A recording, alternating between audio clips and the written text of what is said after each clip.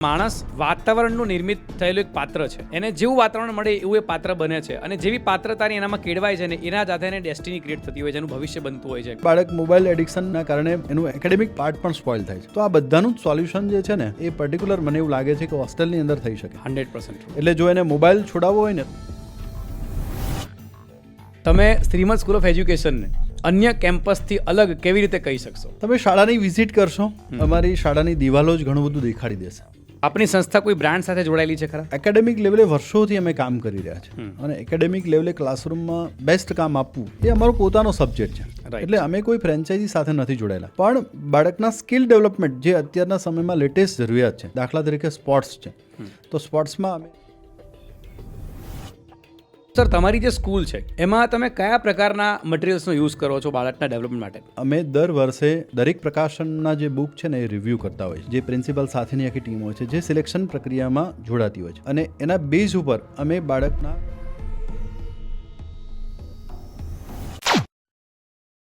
નમસ્કાર દોસ્તો, ધ ચિરાગ ઉપાધ્યાય શોમાં આપ સૌનું હાર્દિક સ્વાગત છે. એજ્યુકેશન એક એવો સબ્જેક્ટ, એક એવો ટોપિક જેના વિશે આજે દરેક માતા પિતા ખૂબ જ ચિંતિત છે. આજના ટાઈમમાં 21મી સદીમાં બાળકમાં સર્વાંગી વિકાસ થવો જોઈએ, પણ ક્યાંક ને ક્યાંક દરેક માતા પિતા એ વાતની ચિંતા કરતા હોય છે કે મારા બાળકને હું જે સ્કૂલમાં મૂકીશ, શું ત્યાં બાળકનો સર્વાંગી વિકાસ થશે? શું આજની એજ્યુકેશન સિસ્ટમ જે છે એના આધારે બાળકનું ખરેખર ડેવલપમેન્ટ થઈ શકે ખરું? આવા અનેક પ્રકારના પ્રશ્નો માતા પિતાને સતાવતા હોય છે. અને આજે તમારા આવા તમામ પ્રશ્નોના સમાધાન માટે આજના આપણા ગેસ્ટ છે મિસ્ટર ગોગનભાઈ સગર, કે જે દેવસે ઇન્ટરનેશનલ સ્કૂલ નિકોલ અને વસ્ત્રાલના મેનેજિંગ ડાયરેક્ટર છે અને શ્રીમદ સ્કૂલ ઓફ એજ્યુકેશન કેમ્પસના ચેરમેન છે. સર, સ્વાગત છે આપનું. આપનો પણ ખૂબ ખૂબ આભાર ચિરાગભાઈ. સર, સૌથી પહેલો મારો સવાલ જે છે એ છે કે આજના ટાઈમમાં એજ્યુકેશનનું એકચ્યુઅલી મતલબ શું છે એ દરેક માતા પિતાએ જાણવું ખૂબ જ જરૂરી છે. તો તમારા મતે sir, what is the meaning of education? ખૂબ સુંદર મજાનો પ્રશ્ન છે. આપણે શિક્ષણ અને કેળવણી આ બેને સમજીએ. માત્ર ક્લાસરૂમની અંદર કે બાળકોને પુસ્તકનું જ્ઞાન મેળવવું, જેને આપણે ચોક્કસ શિક્ષણ અથવા એજ્યુકેશન કહી શકાય, પણ એજ્યુકેશનનો ખરો અર્થ થાય છે ગુજરાતી ભાષામાં કેળવણી. જેમ કે વિદ્યાર્થીની અંદર ઈશ્વરે જુદી જુદી પ્રતિભાઓ મૂકેલી હોય છે, સ્કિલ મૂકેલી હોય છે, તો વિદ્યાર્થીની અંદર આ સ્કિલ કે પ્રતિભાને ડેવલપ કરવી અને પુસ્તકના જ્ઞાન સાથે સાથે સ્કિલ ડેવલપમેન્ટ થાય અને વિદ્યાર્થી આગળ જતાં પોતાની વ્યક્તિગત કારકિર્દીમાં આગળ વધે અને એ ભવિષ્યમાં સમાજ અથવા તો રાષ્ટ્ર નિર્માણમાં પોતાનું યોગદાન આપે, જેને આપણે કેળવણી કહી શકાય. બિલકુલ બિલકુલ સાચી વાત છે. મતલબ આપણે જો કહીએ તો ફિઝિકલ, મેન્ટલ, સોશિયલ અને સ્પિરિચ્યુઅલ એ ચારેય પ્રકારનું જો ડેવલપમેન્ટ બાળકમાં થાય તો એને કહેવાય છે રિયલ એજ્યુકેશન. આવું એકંદરે કહી શકાય, જેને હોલિસ્ટિક ડેવલપમેન્ટ પણ આપણે કહી શકીએ છીએ. રાઈટ છે. સરજી, હમણાં તમે કીધું હોલિસ્ટિક ડેવલપમેન્ટ, તો થોડું એક્સપ્લેન કરશો કે એનો ડિટેલમાં મતલબ શું થાય?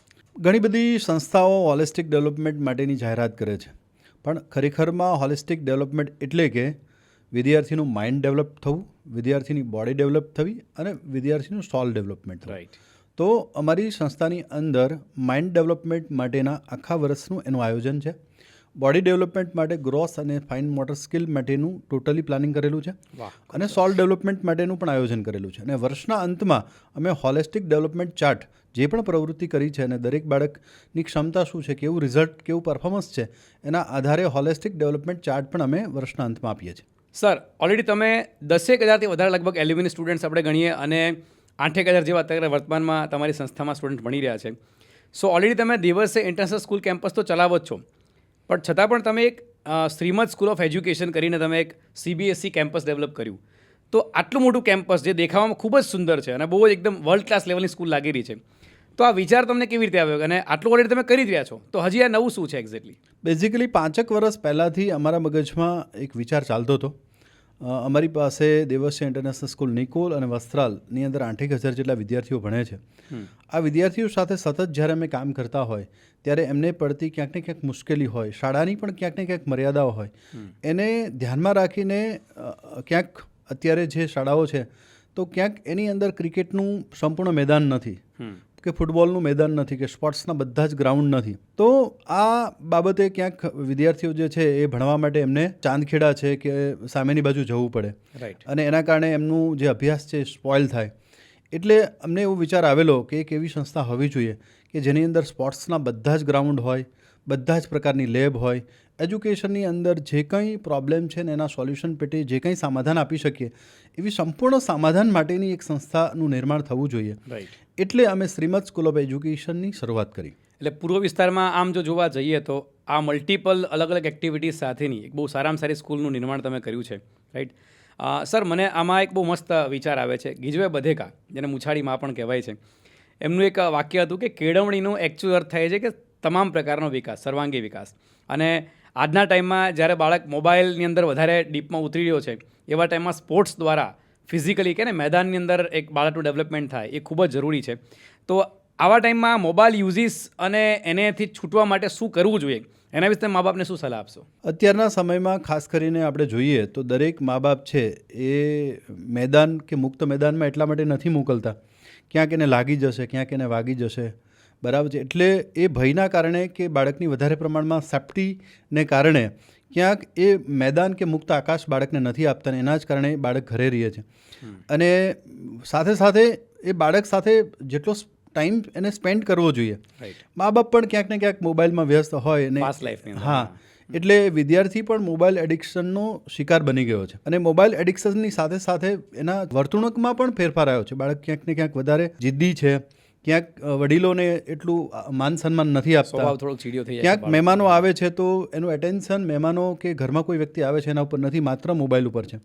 રાઈટ. અને એના કારણે એનું એકેડેમિક પાર્ટ પણ સ્પોઇલ થાય છે.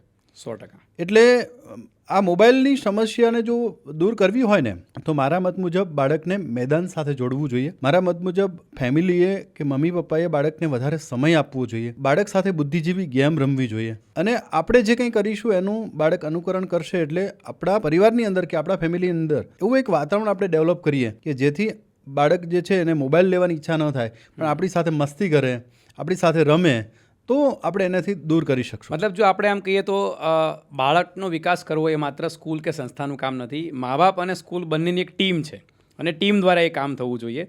અને ક્યાંક ને ક્યાંક એમાં જે મા બાપનો ડર છે કે બાળકને બહાર ન લઈ જવું અથવા તો ખુલ્લામાં રમવા ન દેવું, વાગી જશે કે અથવા તો કંઈક થઈ જશે, એ ડર જ ક્યાંક ને ક્યાંક આ વાતને રોકી રહ્યો છે અને આવી નેગેટિવ હેબિટ્સ પડી રહી છે.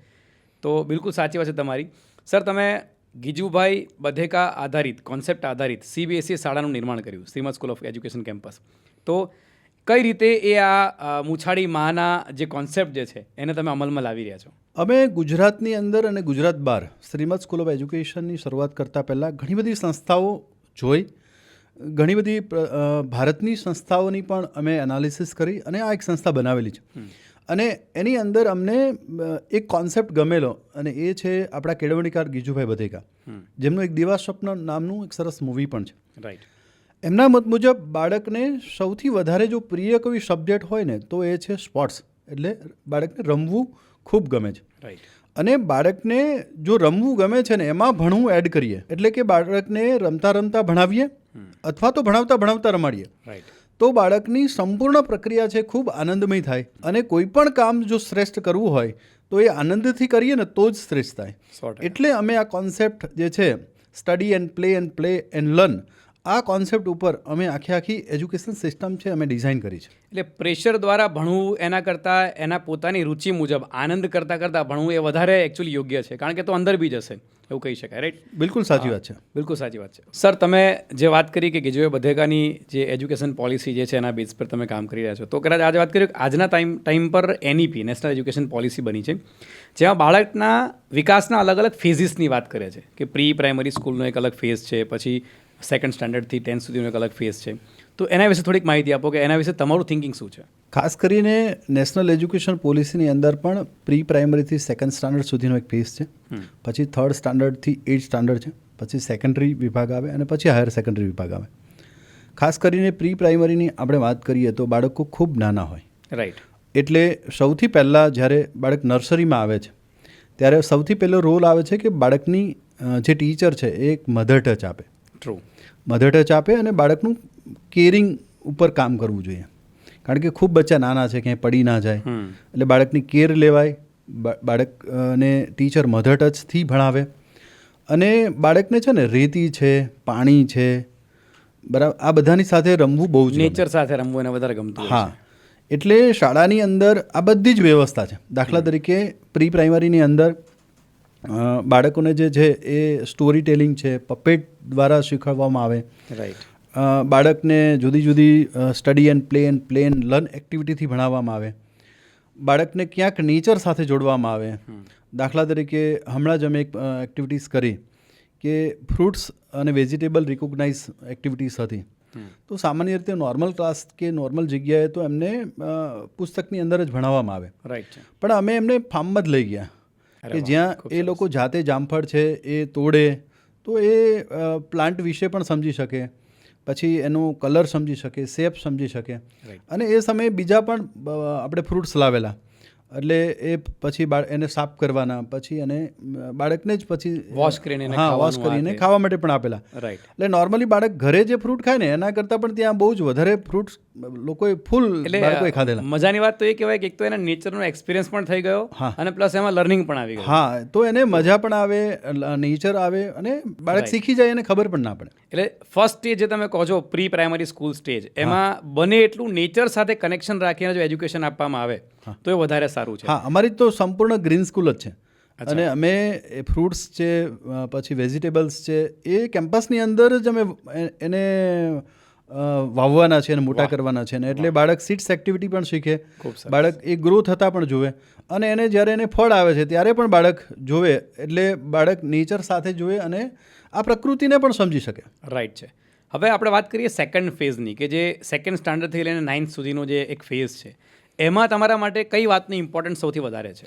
સામાન્ય રીતે 3rd સ્ટાન્ડર્ડથી 8th સ્ટાન્ડર્ડ સુધીના જે પ્રાઇમરી વાત છે સમજો, તો સામાન્ય રીતે આ જે ટાઈમ હોય ને, તો એ સમય દરમિયાન બાળક એક્ટિવિટી બેઝ લર્નિંગ હોવું જોઈએ. રાઈટ. એટલે એમના ક્લાસરૂમ જે છે એ એક્ટિવિટી બેઝ હોવા જોઈએ.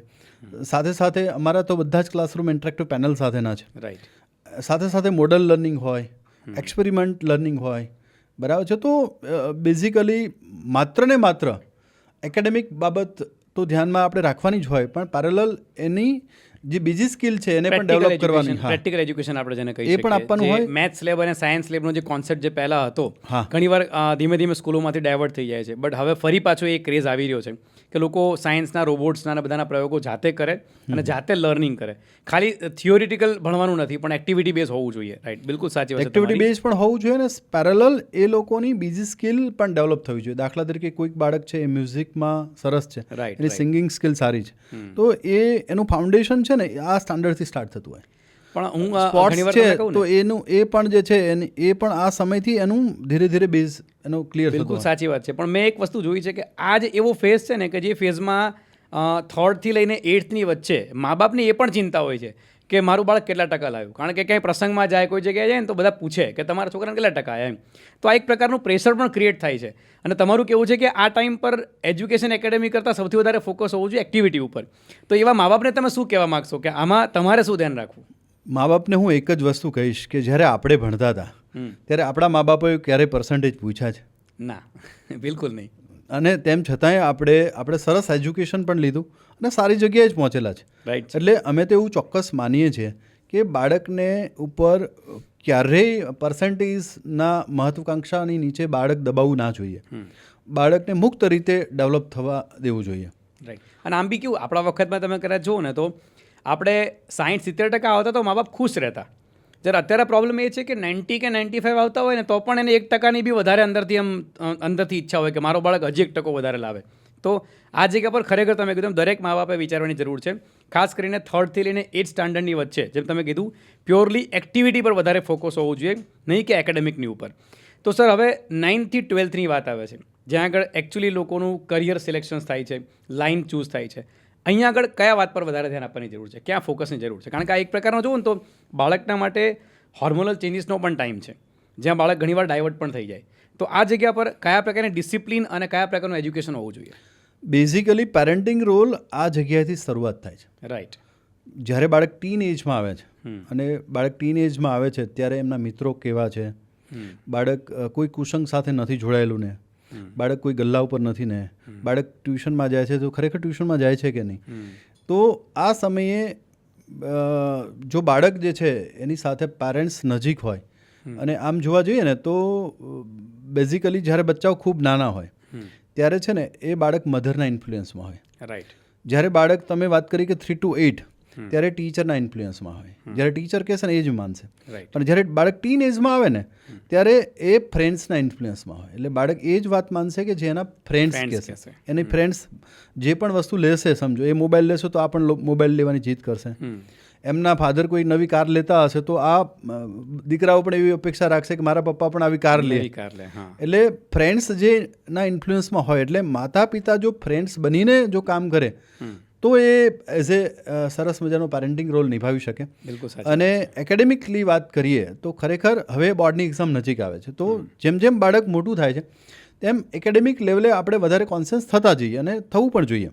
રાઈટ છે. અને એની અંદર મેથ્સ સબ્જેક્ટ છે અને ઇંગ્લિશ સબ્જેક્ટ છે, આ બે સબ્જેક્ટ ઉપર આપણે વિશેષ ધ્યાન પણ રાખવું જોઈએ. એટલે 9 થી 12 ની વચ્ચે જો જોઈએ તો એક્સક્લુઝિવ ફોકસ જે છે એ એકેડેમિક એજ્યુકેશન પર વધારે રાખવું હા, જોઈએ. જે બાળક ખબર જ છે કે હવે એને કોઈ સ્પોર્ટ્સમાં આગળ નથી વધવું, એ કોઈ મ્યુઝિક, ડાન્સ કે બીજી કોઈ એક્ટિવિટીઝની અંદર એ આગળ પોતાનું કરિયર નથી જોઈ શકતા, તો એને એકેડેમિક લેવલે જોવું જોઈએ. પણ કેટલાક બાળકોને એવું છે કે મારે ટેનિસમાં આગળ વધવું છે, મારે ક્રિકેટમાં આગળ વધવું છે, તો એને આ બંને વસ્તુ સાથે લઈને ચાલવી પડે છે. ઇવન મેં તો એવું માર્કિંગ કર્યું છે કે જે બાળક સ્પોર્ટ્સમાં આ બધી વસ્તુમાં ઇન્ટરેસ્ટ ધરાવતો હોય ને એ એજ્યુકેશનમાં ઓટોમેટિકલી એક્સપર્ટ હોય છે, કારણ કે એનામાં એક ડિસિપ્લિન ડેવલપ થાય છે. હા, બિલકુલ સાચી વાત 1 છે. થી 8 ની વચ્ચે જે સ્પોર્ટ્સમાં ગયો છે ધારો કે, તો 9 થી 12 ની વચ્ચે એકેડેમિક બી સારું કરશે અને સ્પોર્ટ્સમાં પણ ઘણું સારું કરતા હોય છે. મેં આવા ઘણા બાળક જોયેલા છે.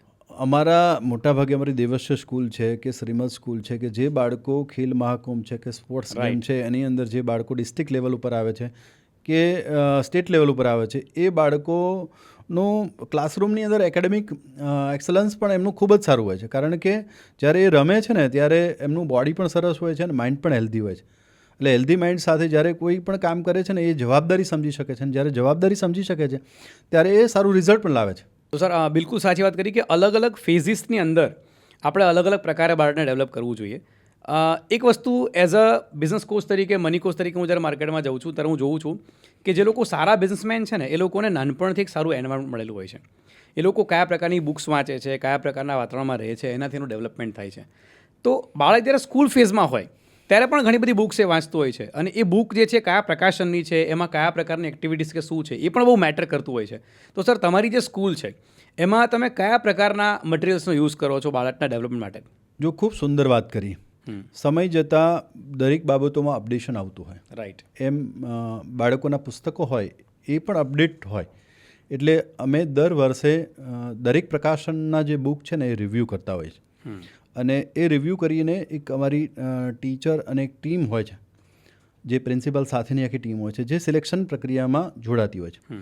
અને એના બેઝ ઉપર અમે બાળકના કયા કયા પ્રકાશન અને એમનો અભ્યાસક્રમ શું હોઈ શકે એ નક્કી થઈ શકે. રાઈટ. દાખલા તરીકે પ્રી સ્કૂલ છે, સમજો તો પ્રી સ્કૂલની અંદર અમારું ઓક્સફોર્ડ સાથે ટાઈપ છે, અને ઓક્સફોર્ડના પુસ્તકો છે, અને ઓક્સફોર્ડના પુસ્તકોની સાથે સાથે એમની કીટ પણ હોય છે, એક્ટિવિટી કીટ પણ હોય છે, એમના પ્રોપ્સ પણ હોય છે. રાઈટ. એટલે બાળકોને જે પ્રકારે લર્નિંગ શીખવવાનું હોય એના ટીચર મોડ્યુલ પણ હોય છે, ટીચર ટ્રેનિંગ પણ હોય છે. એવી રીતે ફર્સ્ટ સ્ટાન્ડર્ડથી ઉપર જઈએ છીએ તો પિયર્સન છે, ઓપ્ટિમા જે છે, આ બધા પ્રકાશન સાથે અમે જોડાયેલા છે. એટલે લેટેસ્ટ અત્યારે સૌથી એમનું એકેડેમિક લેવલ પણ ખૂબ સુંદર રહે, અને કમ્પેરેટિવલી બાળક અમારા પછી કદાચ કોઈ સ્કૂલ ચેન્જ કરવાની આવે અને કોઈ પણ સ્કૂલમાં જાય તો એકેડેમિકલી અમારું બાળક ક્યાંય પાછું ના પડવું જોઈએ. રાઈટ છે. અને એ રીતે અમે આખું બુક સિલેક્શન કરેલું છે. સાથે સાથે જ્યારે બાળક 11th-12thમાં આવે તો આપણે બધાને ખબર છે કે 11th-12th સાયન્સમાં જો હોય તો એને આગળ જતાં JEE નીટ બરાબર આ પ્રકારની કોમ્પિટિટિવ એક્ઝામની આપવાની હોય છે, તો એમના માટેના બધા જ મોડ્યુલ, એમના માટેના બધી જ વ્યવસ્થા છે આપણે કરવામાં આવી છે. રાઈટ છે. સર આ બધી વ્યવસ્થાઓ જે તમે કરો છો એમાં એક રોલ તો તમે જેમ કીધું એ રોલ છે મટીરિયલ્સનો, પણ સૌથી મોટો અને ઇમ્પોર્ટન્ટ રોલ છે ટીચર્સનો. તો ઘણી બધી સ્કૂલમાં ઓલવેઝ પેરેન્ટ્સની એક કમ્પ્લેન હોય છે કે ટીચરનો સ્ટાફ છે ને ફિક્સ રહેતો નથી, એક લોંગ ટર્મ સુધી રહેવો જોઈએ, બાળક સાથે એક એટેચમેન્ટ થાય. તો સર આ સંદર્ભમાં તમારી શાળાનું શું કહેવું છે આ બાબતે? જો અત્યારે શ્રીમદ સ્કૂલ ઓફ એજ્યુકેશનની વાત કરીએ તો શ્રીમદ સ્કૂલ ઓફ એજ્યુકેશનનો તો એક જ વર્ષ થયા છે, પણ દેવસ્યની વાત કરીએ તો દેવસ્ય અત્યારે અમે 13મા વર્ષમાં કાર્યરત છીએ. તો અમારી શાળાના જે પ્રિન્સિપાલ છે કે 90% સ્ટાફ છે જે સ્કૂલ શરૂ થઈ ત્યારથી અમારી સાથે જોડાયેલા છે, જેમને 10 વર્ષથી 12 વર્ષ સુધીનો અનુભવ છે. રાઈટ. એટલે શાળાની અંદર એઝ એ મેનેજમેન્ટ તરીકે પ્રતિભાશાળી શિક્ષકોની નિયુક્તિ કરવી અને નિયુક્તિ કરી લીધા પછી એ શિક્ષક લાંબા સમય સુધી જો શાળામાં રહેશે તો જ એ સારા પરિણામ વિદ્યાર્થીઓને આપી શકશે. રાઈટ છે. અને શિક્ષકોની ચયન પ્રક્રિયા જે છે એ પણ અમે એની રિટર્ન ટેસ્ટ લઈએ છીએ, ઇન્ટરવ્યૂ લઈએ છીએ, ડેમો લેક્ચર લઈએ છીએ, રિટર્ન ટેસ્ટ લઈએ છીએ જેના બેઝ ઉપર બરાબર એમનું નોલેજ નક્કી થાય છે, ડેમો લેક્ચર લઈએ છીએ એમાં એમનું પ્રેઝન્ટેશન સ્કિલ ડેવલપ થાય છે, અને એમનું ઇન્ટરવ્યૂ લઈએ છીએ ત્યારે કોઈ પણ વિદ્યાર્થી કોઈ પણ પ્રકારના પ્રશ્ન પૂછતા હોય તો એ શિક્ષક એ જવાબ આપવા માટે સક્ષમ છે કે નહીં, આ બાબતો એના દ્વારા નક્કી થાય છે. અને ઇંગ્લિશ મીડિયમ CBSE હોય તો દરેક ટીચર જે છે ઇંગ્લિશમાં પણ ફ્લુઅન્સી હોવા જોઈએ, સ્વાભાવિક છે, અને એ એટમોસ્ફિયર તો જ ડેવલપ થઈ શકશે. 100%. તો આ બધી જ બાબતો અમે શિક્ષકની નિયુક્તિની અંદર ધ્યાન રાખતા હોઈએ છીએ. રાઈટ છે. અને ક્યાંક ને ક્યાંક જોવા જાવ તો આજના ટાઈમમાં હું એવું માનું છું કે એક ટ્રાયેંગલ છે, માતા પિતા, શિક્ષક અને સંસ્થા. આ ત્રણેયની વચ્ચે જો એક સમન્વય હોય તો જ 100% બાળકનું ડેવલપમેન્ટ થઈ શકે. તો જે તમારી જે સંસ્થા જે છે શ્રીમદ સ્કૂલ ઓફ એજ્યુકેશન, એની અંદર મેં જોયું છે કે તમે સ્પોર્ટ્સ અને એક્ટિવિટીઝ પર બી ધ્યાન આપો છો, સાથે સાથે મ્યુઝિક છે, ડાન્સ એની પર બી ધ્યાન આપો છો. પણ શું તમારી સંસ્થામાં ટીચર્સ માટે કોઈ સ્પેશિયલ ટ્રેનિંગ પ્રોગ્રામ્સ ઓર્ગેનાઇઝ થાય છે ખરો, ટીચર્સ ટ્રેનિંગ પ્રોગ્રામ કે સમથિંગ લાઈક દેટ? CBSEની અંદર તો CBSEના કરિક્યુલમની અંદર ટીચર ટ્રેનિંગ પ્રોગ્રામનો ટોટલ હવર્સ હોય જ છે કે આટલા હવર્સ તો તમારે ટીચર ટ્રેનિંગ આપવાના છો. રાઈટ. તો બેઝિકલી શિક્ષકની નિયુક્તિ થયા પછી ટીચર ટ્રેનિંગ પણ આવે, એમને જે સિલેબસ ભણાવવાનો છે એ સિલેબસનું સંપૂર્ણ કેવી રીતે ભણાવશે એનું પ્લાનિંગ કરવામાં આવે, અને જે પ્રકાશન છે એ પ્રકાશનના પણ એક્સપર્ટ જે લોકો જે છે એ પણ ટીચર ટ્રેનિંગમાં જોડાતા હોય છે. રાઈટ. એનું ડિજિટલ કોન્ટેન્ટ પણ એમને આપવામાં આવતું હોય છે, એમની એક્ઝામિનેશન પાર્ટ જે છે એમનો સપોર્ટ પાર્ટ પણ આપવામાં આવતા હોય છે, વર્કશીટ પણ આપવામાં આવતી હોય છે. રાઈટ છે. એટલે ટીચર ટ્રેનિંગ તો આપવામાં આવે જ છે, પણ સાથે સાથે આ બધી બાબતોને પણ ધ્યાનમાં રાખીએ છીએ. એટલે મેં આ સવાલ એટલા માટે જ પૂછ્યો સર, કારણ કે ઘણીવાર કેવું હોય છે કે ટીચર્સ માટે પણ જ્યારે સિલેબસ ચેન્જ થાય કે બુક્સ ચેન્જ થાય તો ઘણીવાર એની સાથે તાલમેલ મેળવવો અઘરો પડતો હોય છે. અને આવા ટાઈમ પર એક સંસ્થાનો રોલ હોય છે કે હું મારા ફેકલ્ટીને એ લેવલ પર ટ્રેન કરું, કારણ કે ફેકલ્ટી જ અલ્ટિમેટલી બાળક પાસે જવાના છે. અને એ કામ તમારી સંસ્થામાં ખૂબ જ સરસ થઈ રહ્યું છે, મને પણ ખ્યાલ છે. દેટ્સ વાય મેં તમને સ્પેશિયલી સવાલ પૂછ્યો. બટ યસ, ટીચર્સ, પેરેન્ટ્સ અને સંસ્થા ત્રણેય વચ્ચે જેમ સમન્વય હોય તો જ આ કામ થઈ શકે. સર, એક બીજો એક સવાલ છે મારા માઇન્ડમાં કે ઘણીવાર દરેક સંસ્થાવાળા એમ કહેતા હોય કે અમારી શાળા બીજા કરતાં જુદી છે, કંઈક અલગ છે. તો તમે શ્રીમદ સ્કૂલ ઓફ એજ્યુકેશનને અન્ય કેમ્પસથી અલગ કેવી રીતે કહી શકશો? તમે શાળાની વિઝિટ કરશો, અમારી શાળાની દિવાલો જ ઘણું બધું દેખાડી દેશે. વાહ. બરાબર. શાળાનું કેમ્પસ જોશો તો શાળાના કેમ્પસની અંદર મેં તમને વાત કરી કે બાળકને રેતી સાથે રમવું ગમે, બાળકને માટી સાથે રમવું ગમે, બાળકને પાણી સાથે ગમે, તો આ બધી જ પ્રવૃત્તિઓ સાથેની શાળા છે. સ્પોર્ટ્સના બધા જ ગ્રાઉન્ડ સાથેની શાળા છે. સ્વિમિંગ પુલ પણ છે, કારણ કે બાળકને નાહવું બહુ ગમે છે, સ્વિમિંગ કરવું બહુ ગમે છે. સાથે સાથે ઓપન એર ક્લાસ પણ છે, એમ્પી થિયેટર પણ છે, કે કોઈ પણ ટીચરને એવું છે કે મારે નેચર સાથે ખુલ્લામાં ભણાવવું છે તો એમને બોર્ડથી માંડીને બધી જ વ્યવસ્થા ત્યાં એમને થઈ જાય અને બાળક ખુલ્લામાં પણ ભણી શકે. અને સાથે સાથે અસેસમેન્ટ, એક્ઝામિનેશન પણ પાર્ટ હોય ને અસેસમેન્ટ પણ પાર્ટ હોય. એટલે માત્ર એને બાળકની જે પરીક્ષાઓ જે છે લેખિત પરીક્ષાઓ કરતાં બાળક સ્પોર્ટ્સમાં આગળ છે, કોઈક બાળક સિંગિંગમાં આગળ છે, કોઈક બાળકની અંદર ટીમવર્કની ભાવના છે, કેટલાક બાળકોની અંદર એસેમ્બલીની અંદર કે કોઈ પણ જગ્યાએ પબ્લિક સ્પીકિંગની અંદર સારું બોલી શકે છે, રાઈટ. કેટલાક બાળકો પેઇન્ટિંગ કરી શકે છે, કેટલાક બાળકો સારું રમી શકે છે. તો એમની અંદર જે પણ પરફોર્મન્સ છે, એમની અંદર જે સ્કિલ છે એને ધ્યાનમાં રાખીને એમનું ઓવરઓલ અસેસમેન્ટ થાય છે. મતલબ તમે જેમ કીધું કે બાળકનું એકચ્યુઅલી ડેવલપમેન્ટ થાય છે અલગ જગ્યા પર, તો તમે લગભગ 10,000 વિદ્યાર્થી સુધીમાં ભણાવી ચૂકેલા છો, આટલા વર્ષોની સ્કૂલ સાથે સંકળાયેલા તમે છો, તો તમારા બાળકોની કોઈ એવી સિદ્ધિ કે જે જોઈને તમને ખૂબ જ ગર્વ થાય, તો એ તમે એના વિશે કંઈક 2-3 શબ્દો જણાવો. હમણાં જ અમારા શ્રીમદ સ્કૂલના ફાઉન્ડર સ્ટુડન્ટ જેમને રિસેન્ટલી 3 પ્રકારના ઇન્ટરનેશનલ બુક ઓફ વર્લ્ડ રેકોર્ડમાં એમને સ્થાન મેળવ્યું. અરે વાહ, ખૂબ સરસ. રિવર્સ કેલ્ક્યુલેશનની અંદર, મેથ્સની અંદર એ લોકોએ ઇન્ટરનેશનલ બુક ઓફ વર્લ્ડ રેકોર્ડમાં સ્થાન મેળવ્યું. અને 2 બાળકો એવા છે કે જેને સંસ્કૃત સબ્જેક્ટ ઉપર પોતાનો વર્લ્ડ રેકોર્ડ બનાવેલો છે. વાહ, ખૂબ સરસ. આજના ટાઈમમાં જો કે એકદમ યુનિક એચિવમેન્ટ્સ કહી શકાય. અને આ સિવાય કે શાળા દ્વારા પણ માત્ર સ્પોર્ટ્સ કે એ બાબતો સિવાય બાળકો આગળ જઈને મોડલિંગ દુનિયામાં કંઈક આગળ વધે, અથવા તો એ પોતાનું ફિલ્મ બનાવી શકે, અથવા તો એઝ એ એક્ટર તરીકે આગળ પોતાની કારકિર્દી બનાવી શકે. એટલે દર વર્ષે અમે એક શોર્ટ ફિલ્મ બનાવવાના છે. વાહ. અને આ વર્ષે અમે પનિશમેન્ટ કરીને એક શોર્ટ ફિલ્મ બનાવી છે. અને એક જેની અંદર બાળકો જે છે એ ફિલ્મની અંદર જે રીતે કામ થતું હોય એવી જ રીતે શૂટિંગ થાય, 4 સાઈડથી કેમેરા શૂટિંગ થાય, બરાબર છે. એ લોકોને વારંવાર રિટેક થાય, એમાં એમનું પેશન્સ લેવલ ખ્યાલ આવે, એમને ડાયલોગો બોલવા પડે, એ ડાયલોગો સ્ટુડિયોમાં જઈને ડબિંગ થાય પછી એમાં મ્યુઝિક કમ્પોઝિશન એડ થાય તો આખું જે ફિલ્મ બને છે આખી જર્ની બાળકો એની નજરની સામે જોવે છે અને એમાં પાર્ટ લે છે. તો ભવિષ્યની અંદર બાળક આ ક્ષેત્રમાં પણ આગળ વધે એ પણ શાળાની અંદર કામ થઈ રહ્યું છે. અને પનિશમેન્ટ મૂવી જ્યારે અમે બનાવ્યું જેના દ્વારા એક સરસ મજાનો મેસેજ પણ સોસાયટીને આપી રહ્યા છે. હમણાં 1 મહિના જેટલું યુટ્યુબની અંદર અમે મૂકેલું છે અને અંદાજિત 2 લાખ જેટલા વ્યૂઝ તો અમે આવી ચૂકેલા છે. વાહ, ખૂબ સરસ, ખૂબ અને સરસ મજાની કોમેન્ટ્સ પણ બધા જે જોનાર વ્યક્તિઓએ લખી પણ છે. સર, આજકાલ એક મા બાપની અંદર ઘણો બધો સરસ મજાનો ટ્રેન્ડ હોય છે કે અમે જે સ્કૂલમાં મૂકીએ છીએ ત્યાં કોઈ બ્રાન્ડ સાથે કોઈ એસોસિએશન છે કે નહીં, અથવા તો કોઈ ક્લાસ લેવલનું. કારણ કે ઘણીવાર કેવું હોય છે કે એજ્યુકેશન આપવું એ એક વાત છે, પણ કોઈ બ્રાન્ડ સાથે જોડાઈને એના એક પ્રોપર સિલેબસના આધારે એજ્યુકેશન આપવું એનાથી એક અલગ લેવલનો વિકાસ થતો હોય છે. તો આપની સંસ્થા કોઈ બ્રાન્ડ સાથે જોડાયેલી છે ખરા? બેઝિકલી ઘણી બધી સંસ્થાઓ ફ્રેન્ચાઇઝી સિસ્ટમ ચાલતી હોય છે અને ફ્રેન્ચાઇઝી સિસ્ટમ ઉપર પેરેન્ટ્સને પણ એવો વિશ્વાસ હોય છે. પણ જનરલી અત્યારના સમય પ્રમાણે અમે જે જોઈ રહ્યા છીએ ત્યારે તો એકેડેમિક લેવલે વર્ષોથી અમે કામ કરી રહ્યા છીએ અને એકેડેમિક લેવલે ક્લાસરૂમમાં બેસ્ટ કામ આપવું એ અમારો પોતાનો સબ્જેક્ટ છે. એટલે અમે કોઈ ફ્રેન્ચાઇઝી સાથે નથી જોડાયેલા. પણ બાળકના સ્કિલ ડેવલપમેન્ટ જે અત્યારના સમયમાં લેટેસ્ટ જરૂરિયાત છે, તો સ્કિલ ડેવલપમેન્ટની જ્યાં જ્યાં જરૂરિયાત છે, દાખલા તરીકે સ્પોર્ટ્સ છે, તો સ્પોર્ટ્સમાં અમે MS ધોની ક્રિકેટ એકેડેમી સાથે જોડાયેલા છે. તો વિદ્યાર્થી જે છે જેને ક્રિકેટ શીખવું છે, ગર્લ્સ હોય કે બોયઝ હોય, તો એ સ્કૂલ અવર્સ પહેલાં કે પછી એ એકેડેમી સાથે જોડાઈ શકે છે અને એ ક્રિકેટની સ્કિલને ડેવલપ કરી શકે છે. એવી જ રીતે ફૂટબોલ પણ શીખવું હોય તો શીખી શકે છે.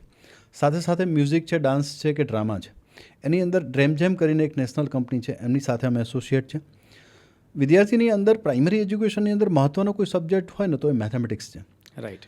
આપણી એજના ઉંમરના લોકોને જો ઇંગ્લિશ શીખવું હોય ને તો ઇંગ્લિશ શીખી શકાય અને આ એજના લોકો પણ ઇંગ્લિશ શીખવા માટે દરેક ક્લાસમાં જતા પણ હોય છે.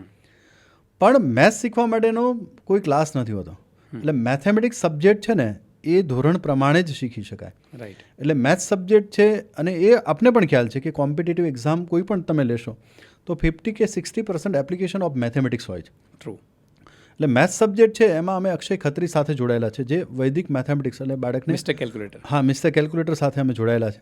રાઈટ. આ સાથે ડિજિટલ કોન્ટેન્ટ માટે જે પણ અમારી ઇન્ટરેક્ટિવ પેનલ છે એની અંદર જે અભ્યાસક્રમ છે એનું ડિજિટલ કોન્ટેન્ટ અને વિડીયો છે, ઓડિયો છે, તો એના માટે અમે એક્સ્ટ્રા માર્ક્સ સાથે જોડાયેલા છે. અત્યારના સમયમાં આપણે બધાને ખબર છે કે કોડિંગ છે, રોબોટિક્સ છે, એનો પણ એક સમય ચાલી રહ્યો છે અને બાળકને ડિજિટલી સ્કિલ ડેવલપ કરવા માટે આ વિષય પણ એટલો જ મહત્ત્વનો છે. રાઈટ. તો એના માટે અમે કોડિંગ જુનિયર સાથે જોડાયેલા છે. વાહ. તો આ બધી જ જે સ્કિલ ડેવલપ કરવા માટેની બાબતો છે એમાં અમે સરસ નેશનલ લેવલની બ્રાન્ડ સાથે જોડાયેલા છે. એટલે કોડિંગથી લઈને સ્ટાર્ટ કરીને સ્પોર્ટ્સ, એક્ટિવિટીઝ, મેથેમેટિક્સ બધા જ સબ્જેક્ટ તમે આવરી લીધા અને દરેકમાં જે તે વિષયના એક્સપર્ટ જે છે એની સાથે તમે ટાઈપ કરેલું છે. આ ખૂબ જ સરસ, એક બહુ સારામાં સારી વાત કહી શકાય. સર, તમારા કેમ્પસમાં 11, 12 સાયન્સ, કોમર્સ અને સાયન્સ બંનેના એક એજ્યુકેશન પણ આપવામાં આવે છે. તો એને લઈને આજે ઘણી બધી એક્ઝામ્સ પણ આવતી હોય છે. એન્ટ્રી માટેની એક્ઝામ્સ છે, ગુજકેટ છે, એની નીટ છે, JEE છે, બધી એક્ઝામ્સ. તો એના માટે તમારી સંસ્થામાં કયા પ્રકારની વિશેષ તૈયારીઓ કરવામાં આવે છે? બેઝિકલી હું મારો પરિચય આપું તો હું પણ એક કેમેસ્ટ્રી ટીચર છું. રાઈટ. મેં પણ 5,000 જેટલા વિદ્યાર્થી 11, 12 સાયન્સમાં કેમેસ્ટ્રી વિષય સાથે મેં ભણાવેલા છે. એટલે આ એક મારો મનગમતો સબ્જેક્ટ છે. એટલે અત્યારના સમય પ્રમાણે વિદ્યાર્થીને બોર્ડની એક્ઝામની તૈયારી કરવાની હોય, સાથે સાથે 11, 12 સાયન્સ હોય તો ગુજસેટ છે, JEE છે કે નીટ છે, આ બધી જ પ્રિપરેશન કરવાની હોય. તો એની અંદર ખાસ કરીને અમે ક્વોલિફાઈડ ટીચર તો રાખતા જ હોય છે, પણ સાથે સાથે અમે કોમ્પિટિટિવ એક્ઝામની એક સ્પેશિયલ ફેકલ્ટીઝ પણ અમે રાખતા હોય છે કે જે અત્યારે LN છે, આકાશ છે, બોથરા છે, એમની એક્સ ફેકલ્ટી કે જ્યાં એમને કામ કરેલું હોય. રાઈટ. ની એમની એક સરસ મજાની ટીમ છે, એમને પણ અમે રાખેલી છે કે જેથી જે પર્ટિક્યુલર વિદ્યાર્થીની કોમ્પિટિટિવ એક્ઝામની પ્રિપરેશન કરાવે છે. એટલે વેલ એજ્યુકેટેડ, વેલ ક્વોલિફાઈડ સ્ટાફ સાથે તમે ટાઈપ કરેલું છે. હા, અને સિમિલર કોમર્સની અંદર પણ અમે આ જ રીતે એ લોકો બોર્ડની અંદર ખૂબ સુંદર અને સરસ પરિણામ સુધી પહોંચી શકે એવા ટીચર રાખેલા છે અને સાથે સાથે એવી સિસ્ટમ પણ રાખેલી છે. સર, એક ઇમ્પોર્ટન્ટ સવાલ કે આજના ટાઈમમાં પહેલાંની જેમ ગુરુકુલ પરંપરા ચાલતી હતી એમ હોસ્ટેલ ઉપર ઘણા બધા લોકો ફોકસ કરે છે, પણ ઘણીવાર મા બાપની એ પણ ચિંતા હોય કે હોસ્ટેલમાં ખરેખર બાળકનો વિકાસ થશે કે નહીં થાય, ત્યાં આગળથી ઘરે ક્યારે આવી શકશે, આ બધી અનેક સમસ્યાઓ લોકોના માઇન્ડમાં હોય જ છે. તો હોસ્ટેલને લઈને શ્રીમદ સ્કૂલ ઓફ એજ્યુકેશનનું શું વિઝન છે અને એમાં પેરેન્ટ્સ માટે શું સ્પેશિયલ ફેસિલિટીઝ અથવા શું બેનિફિટ એમના માટે છે? હમણાં જ મેં વાત કરી એમ હું પણ એક હોસ્ટેલમાં રહીને જ મેં મારા જીવન ઘડતર કરેલું છે. રાઈટ. હું કડી ટેકનિકલ સ્કૂલનો વિદ્યાર્થી છું અને આજે પણ એ સંસ્થાને ખૂબ યાદ કરું છું, કારણ કે મારા જીવનના 3 વર્ષ મેં ત્યાં આપેલા ને એ સંસ્થાએ મને ખૂબ મારું ડેવલપમેન્ટ કરેલું. રાઈટ છે. એટલે વિદ્યાર્થીને ખરેખર હોસ્ટેલની અંદર જે ડેવલપમેન્ટ થાય છે એ જુદા જ પ્રકારનું થાય છે. 100%. અને એ અનુભૂતિ જે લોકોએ હોસ્ટેલમાં રહેલા હોય, જે પેરેન્ટ્સ હોસ્ટેલમાં રહેલા હોય, એમને ચોક્કસ ખ્યાલ હોય. એમાં મસ્તી પણ કરતા હોય અને ડેવલપમેન્ટ પણ હોય. એટલે અત્યારનો જે સમય છે કે સામાન્ય રીતે આપણા ઘરની અંદર 1 કે 2 જ બાળકો હોય છે. એટલે એક તો શેરિંગ મેન્ટાલિટી નથી. આપણા ઘરે એક જ બાળક હોય અને આપણે કોઈ ફ્રૂટ લાવીએ છીએ કે કોઈ પણ વસ્તુ લાવીએ છીએ તો આપણા બાળકને એવું જ છે કે આ બધું જ મારું છે. એટલે એક તો એની અંદર શેરિંગ મેન્ટાલિટી ડેવલપ થતી નથી. આપણે ગમે તેટલા સુખી હોય છે તેમ છતાં આપણે જે બાળકને જમાડવા માંગીએ છીએ એ જમતું નથી, કારણ કે બાળકને તો પીઝા ભાવે છે, બ્રેડ ભાવે છે. રાઈટ છે. એટલે ફૂડ હેબિટ્સ પણ પ્રોપર નથી. સાથે સાથે ઘણી વખતે બાળક મોબાઈલ એડિક્શનના કારણે એનું એકેડેમિક પાર્ટ પણ સ્પોઇલ થાય છે. તો આ બધાનું જ સોલ્યુશન જે છે ને એ પર્ટિક્યુલર મને એવું લાગે છે કે હોસ્ટેલની અંદર થઈ શકે. 100% ટ્રુ. એટલે જો એને મોબાઈલ છોડાવવો હોય ને તો એક મિત્ર આપવો પડે. રાઈટ છે. અને મેદાન આપવું પડે. 100%. જો આ મિત્રને મેદાન મળી જશે ને તો બાળક એમની સાથે રમશે અને એ મોબાઈલ ભૂલી જશે. 100%. એટલે ખાસ કરીને અમે એક સરસ મજાની હોસ્ટેલ ડેવલપ કરી છે કે દરેક રૂમની અંદર 4 બેડરૂમ હોય, દરેકની અંદર વોશ, એ લોકોને નાહવા ધોવા માટેની વ્યવસ્થા રૂમ સાથે, જેમ આપણે હોટલના રૂમ હોય એવા જ રૂમ અમે તૈયાર કરેલા છે. અને સૌથી મોટો પ્રશ્ન છે કે બાળકને જમવા માટેનો, તો એમને 4 અથવા તો 5 ટાઈમ્સ મીલ અથવા તો જમવા માટેની વ્યવસ્થા અથવા નાસ્તા માટેની વ્યવસ્થા પણ રાખી છે કે બાળકને 2-3 કલાકે કંઈક ને કંઈક જમવા માટે કે નાસ્તા માટે મળે છે. એટલે એની સંપૂર્ણ અમે કાળજી પણ રાખી છે અને એનું હાઇજેનિક રીતે બાળક હેલ્ધી ફૂડ મેળવે એ પણ આપણે કાળજી રાખવાના છે. અને સરસ મજાનું કેમ્પસમાં મેદાન તો છે જ. એટલે મિત્રો સાથે બાળકો ખૂબ રમે, સારું જમે અને બધાની સાથે રીડિંગ કરે અને એ લોકોની સાથે ક્યાંક ને ક્યાંક સારા વ્યક્તિઓને જોડવામાં આવે. સારા ઉદ્યોગપતિઓ હોય, સારા IAS અધિકારીઓ હોય કે IPS અધિકારીઓ હોય કે ક્યાંક એવા પ્રતિભાશાળી લોકો સંત મહાત્મા પણ હોય, એવા લોકોને ઇન્ટરવલે ક્યાંક ને ક્યાંક મળાવીએ તો બાળકની અંદર જે સારા ગુણો છે એ પણ એના સાથે ખીલવી શકાય. 100%. અને જેમ તમે કહ્યું હોસ્ટેલ લાઈફને લઈને તો કદાચ મને હોસ્ટેલનો એક્સપિરિયન્સ નથી, બટ મેં જેટલા બાળકો સાથે કામ કરેલું છે ટ્રેનિંગ્સને લઈને, તો મને અનુભવ થયો છે કે હોસ્ટેલના બાળકોમાં એક અલગ લેવલની ડિસિપ્લિન હોય છે. એક સેલ્ફ કહેવાય ને ઇન્ડિપેન્ડન્સી લોકોમાં હોય છે કે ભાઈ હું આ કામ જાતે કરી શકીશ. અને આ વિચાર કદાચ ઘરની અંદર ખૂણામાં બેસતું બાળક જે છે એના કરતાં હોસ્ટેલની અંદર બેસતું બાળક બંનેમાં એક અલગ અંતર આઈ થિંક ડેફિનેટલી જોઈ શકાય છે. હું એવું પણ નથી કહેતો કે ઘર ખરાબ છે કે હોસ્ટેલ વધારે સારી છે કે એવું કંઈ, બટ યસ એક વાત સાચી છે કે જ્યારે પેલું કહેવાય ને માણસ ઉપર આવે ને ત્યારે ઓટોમેટિક મેચ્યોર થઈ જાય અને એ વસ્તુ હોસ્ટેલમાં બનતી હોય છે. હું આપને એક વાત કરું કે આપણે રામાયણ જ્યારે જોઈએ છે ત્યારે ભગવાન શ્રી રામ બરાબર છે એ રાજકુંવર હતા, પણ એમનો વિદ્યાભ્યાસ કરવા માટે બરાબર છે તો ગુરુકુલ જ ગયેલા. 100%. અને રાજકુમાર હોવા છતાં બરાબર છે એક નોર્મલ જે વિદ્યાર્થી હોય એવી જ રીતે એમને એમના જીવન કાળ જોયો છે. સિમિલર વસ્તુ આપણે કૃષ્ણ ભગવાન બરાબર છે એની અંદર જીવનયાત્રામાં પણ જોઈ શકીએ છીએ. રાઈટ છે. બરાબર છે. એમના મિત્રોની પણ વાતો આપણે બરાબર છે સુદામા સાથેનું. તો બેઝિકલી હોસ્ટેલ લાઈફ એક અલગ લાઈફ છે. રાઈટ છે. અને અમદાવાદના પેરેન્ટ્સ માટે અમે એક બીજી વ્યવસ્થા પણ કરી છે કે મંડે ટુ ફ્રાઈડે એ લોકો હોસ્ટેલમાં રહીએ અને સેટરડે સન્ડે એ લોકો ઘરે આવી જાય. અરે વાહ, ખૂબ સરસ. એટલે બાળકને પરિવાર સાથે પણ ટચ રહે અને હોસ્ટેલ સાથે પણ ટચ રહે. ઘણી જગ્યાએ એવું બને છે કે હસબન્ડ વાઈફ બંને નોકરી કરતા હોય તો બાળકનું ઘરે ધ્યાન કોણ રાખશે? રાઈટ. એટલે એ વિષય એમના માટે બહુ મોટો ચિંતાવાળો સબ્જેક્ટ હોય. તો અમે એનું સોલ્યુશન આવું અમદાવાદના પેરેન્ટ્સ માટે રાખ્યું છે કે મંડે ટુ ફ્રાઈડે હોસ્ટેલમાં રહીએ અને સેટરડે સન્ડે એ લોકો ઘરે હોય. રાઈટ છે. એટલે ફેમિલી બોન્ડિંગ પણ મળી શકે અને હોસ્ટેલનો પણ એક્સપોઝર એમને મળી શકે. અને બહારના બાળકો હોય તો એમના માટે તો જે શેડ્યુલ પ્રમાણે મંડે ટુ સન્ડે એ લોકો હોસ્ટેલમાં જ રહી શકશે. એટલે ઓવરઓલ જો તમારી સાથે ચર્ચા કરતાં જો મને ખ્યાલ આવી કે એઝ અ એજ્યુકેશન એક્સપર્ટ તરીકે બાળકનો જો સર્વાંગી વિકાસ કરવો હોય તો એને હોસ્ટેલ લાઈફ દ્વારા એક અલગ વિકાસ આપણે આપી શકીએ એમ છીએ. એ સિવાય જેમ તમે કીધું એમ કે બી માત્ર એકેડેમિક નહીં બટ સ્પોર્ટ્સ છે, મ્યુઝિક છે, કલ્ચર એક્ટિવિટીઝ છે, અલગ અલગ સંતો મહાત્માઓ સાથે મુલાકાત છે, અલગ અલગ વેપારીઓ સાથે મુલાકાત છે, આ બધા જ ટોપિકને આવરી લઈને જો બાળકને એજ્યુકેશન આપવામાં આવે તો ડેફિનેટલી બાળકમાં ખરેખર એક સર્વાંગી વિકાસ થઈ શકે. અને એવું જ એજ્યુકેશન આપતી સંસ્થા એટલે શ્રીમદ સ્કૂલ ઓફ એજ્યુકેશન જેનું તમે નિર્માણ કર્યું છે.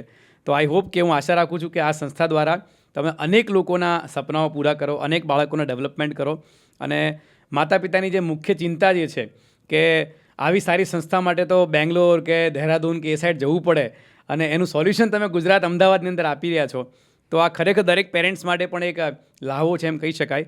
ચોક્કસ એક દરેક પેરેન્ટ્સને કહીશ કે ચોક્કસપણે એકવાર મુલાકાત લેવી જોઈએ, કારણ કે એજ્યુકેશન એ માત્ર ને માત્ર જેમ સરે કીધું એમ ખાલી પુસ્તકીયું જ્ઞાન નથી, એ ટોટલ કેળવણી છે. અને આ કેળવણી ત્યારે જ સંભવ બને જ્યારે એને આ પ્રકારનું વાતાવરણ મળે. પેલું કહેવાય છે ને કે માણસ વાતાવરણનું નિર્મિત થયેલું એક પાત્ર છે. એને જેવું વાતાવરણ મળે એવું એ પાત્ર બને છે, અને જેવી પાત્રતાની એનામાં કેળવાય છે ને એના જ આધારે ડેસ્ટિની ક્રિએટ થતી હોય છે, એનું ભવિષ્ય બનતું હોય છે. તો એક સારામાં સારું પાત્ર જો આપણે બનાવવું હોય તો એને એવું વાતાવરણ આપણે આપવું પડે, અને એ જ વાતાવરણ એક એઝ અ એજ્યુકેશન એક્સપર્ટ તરીકે ઓગનભાઈ એ આપી રહ્યા છે બાળકોને. કારણ કે છેલ્લા લગભગ 10 વર્ષથી મારો તમારી સાથે પરિચય છે. દેવસ્યના ઘણા બધા બાળકોને હું ઓળખું છું જે લોકો આજે સ્પોર્ટ્સમાં સારું એચિવમેન્ટ્સ કરી રહ્યા છે, અલગ અલગ એક્ટિવિટીઝમાં પણ ઇન્વોલ્વમેન્ટ લઈ રહ્યા છે, અને સાથે સાથે એકેડેમિકલી પણ ઘણા ડૉક્ટર્સ બન્યા છે જે છોકરાઓ, જેની સાથે મારી મુલાકાત થઈ છે. તો ખૂબ સરસ, મને મજા આવી. અને ફ્યુચરમાં જો ચાન્સ મળશે તો મને એક ચોક્કસપણે ઈચ્છા થાય છે કે દેવસ્યની અંદરથી બહાર નીકળેલા સ્ટુડન્ટ્સ કે જે લોકો આજે એકેડેમિકલી એવું કરતા હતા કે નહોતા કરતા ભૂલી જાઓ, બટ લાઈફની અંદર જે છે એ લોકો સારામાં સારા લેવલ પર પહોંચ્યા છે, એવા બાળકો સાથે પણ આપણે કંઈક નાનો મોટો પોડકાસ્ટ કરી શકીએ અને લોકોને એચિવમેન્ટ્સ બતાવી શકીએ કે this is the real education system, જે બાળકનો ખરેખર વિકાસ થાય છે. તો એના માટે ચોક્કસ મુલાકાત કરીશું. અત્યારે thank you very much sir આપનું. અને દરેક પેરેન્ટ્સને હું કહીશ કે જો તમે એવી સંસ્થાની ખોજમાં હોય કે જ્યાં હોસ્ટેલ સુવિધા પણ છે, સાથે ફેમિલી બોન્ડિંગ માટે સેટરડે સન્ડે તમે ઘરે પણ બાળકને લાવી શકો છો, જ્યાં સર્વાંગી વિકાસ થાય છે, તો યસ, ચોક્કસપણે Shrimad school of education campus તમારા માટે એક બેસ્ટ કેમ્પસ હોઈ શકે છે. ચોક્કસપણે મુલાકાત લો અને તમારા બાળકના સુંદર ભવિષ્ય માટે એક યોગ્ય નિર્ણય કરો. નમસ્કાર, થેન્ક યુ વેરી મચ. જય હિન્દ એવરીવન.